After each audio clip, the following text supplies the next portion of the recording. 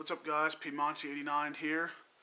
Going to be making a small little series of videos here today. This is going to pertain to people looking for a gun for concealed carry or self-defense.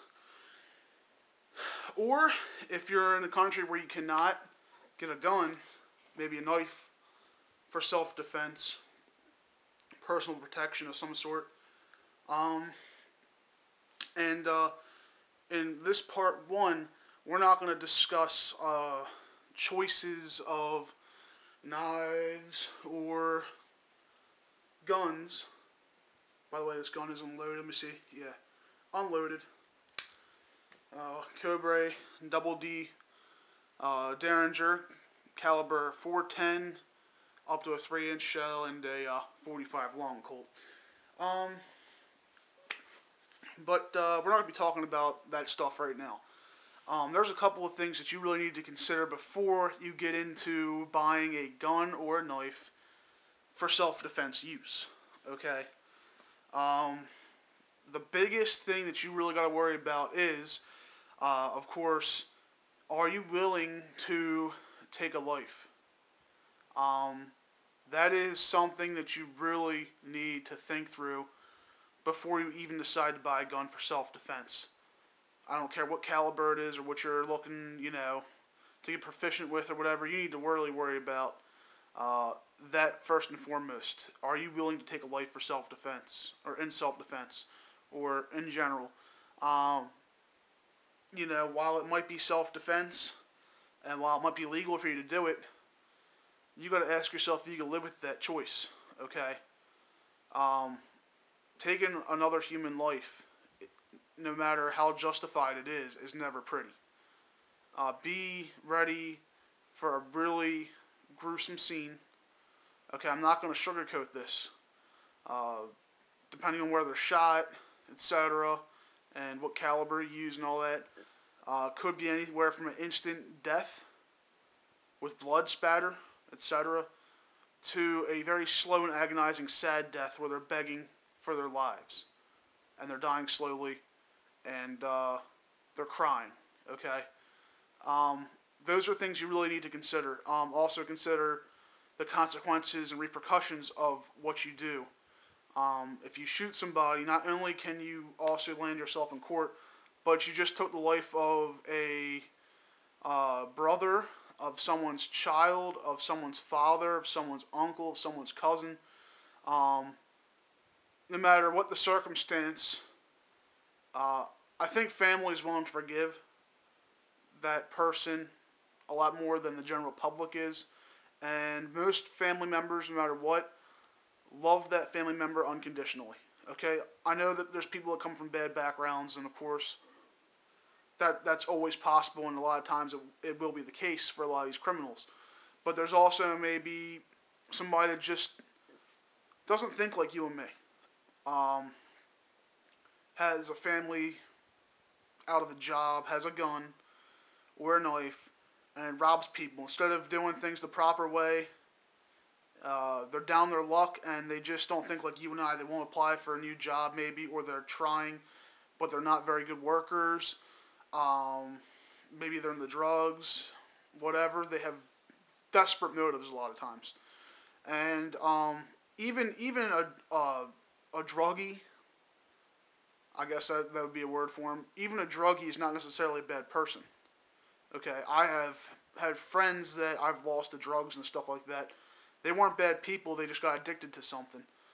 And it's not pretty. Okay, taking somebody's life is not pretty. Even if you don't kill them, you can maim them for life. And you got to ask yourself at the end of the day, can you live with that for the rest of your life? Even though, yes, you did it in self-defense.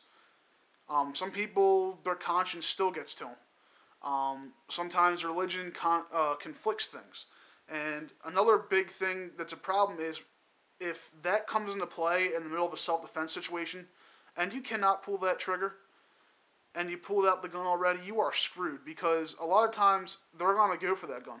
Yeah, sometimes they'll run away, and you know what? That's awesome. If they run away, if you had to pull out your gun and you got the person to run away or back off, that is awesome. But the second that a person doesn't do that and grabs your gun or stalls, you got yourself in a seriously bad situation. It's not going to be good. All right, and they could use that gun against you. Um, so it's not good. Like I said, it's not good to ever have to use your gun for self-defense or anything. Um, like a lot of people can't even stomach the sight of an animal being killed. Yet they'll go out and buy a gun for self-defense. And I ask them if they're really serious about that, if they really know the consequences behind that. You're gonna have, like I said, it depends on the situation. Blood, brains, guts. You're killing somebody. Okay, so. I just wanted to address this before we go any further into choosing a gun for self-defense. And I have another video I just recently put up that you should go check out, and it's talking about is bigger always better in handgun calibers. So, with that said, I'm going to get out of here. But before I do that too, the reason why I brought up this is because actually today I was watching... and I know I've watched it before, but I forgot a lot of it. I watched Saving Private Ryan, front to back. And for a lot of you new people out there, and I'm new too. Hey, I'm young. You know, for all you young people out there that think that you're somebody that could just stomach that, maybe you're full of rage or testosterone, I highly suggest that you really take a look at everything. Really look at everything and see... You know, it's not all Hollywood, okay? It's real. So please go, actually watch Private Ryan. If you've never seen the movie, watch Saving Private Ryan. The way they show and depict people dying in that movie, it's a lot more realistic than a lot of the movies you've seen in the past, or even now. Hollywood just makes, all these movies up and just glorify killing. And I think that's a problem, and that's why our society is downhill. That and a bunch of other things, of course. But there's no glorification in killing. Okay? There's people out there that are would-be heroes that go out of their way. They think that it's cool to go out there and kill somebody to save the day. And again, not always something that you should do. It's really stupid. I mean, if there's no other option and somebody else's life is in danger, then by all means, but don't do it for glory. Whatever you do, don't kill somebody for glory or because you think you can or because you're angry in the spur of the moment. That is not a good thing. Okay, it's a terrible thing. My grandfather, and this is something else. A lot of young people today think that war is no big deal. You know, it's like what you see in the movies, and it's not. Both my grandfathers are World War II vets. One fought for the Axis because he had to, by the way. And this is why I'm proud to be an American, because where he was at in Italy during Benito Mussolini's regime, if you did not serve, the consequences were severe. You could be killed, your family could be killed. Thank God it doesn't happen in this country. And my other grandfather was an Italian-American. His parents migrated over here around the time of the Great Depression. And he was born in Philly, and he's a Sicilian, or God rest his soul. He's no longer with us, but he was the commander of the Seabees. Some of you guys might know the Seabees, some of you guys may not, but they were into rebuilding when places were war-torn, battle-torn, like towns and cities and all that in different countries. My grandfather was actually dispatched to China during World War II to help rebuild where the Japanese had ravaged. And he actually received the Bronze Star because he gave some of the rations. Actually, I think it was about 1/3 of the rations that all the GIs had to a Catholic orphanage. And he was a Catholic too, but that's not why he did it, of course. He did it because there was a lot of starving people. And the Catholic orphanage actually was taking care of a lot of people. There was a lot of nuns over there, a lot of starving children. So he got the Bronze Star. Yeah, that is an American hero in my book. My grandfather, on my father's side, who fought for the Axis for 2 years, defected. And the only reason why he ever fought for the Axis is because he had to.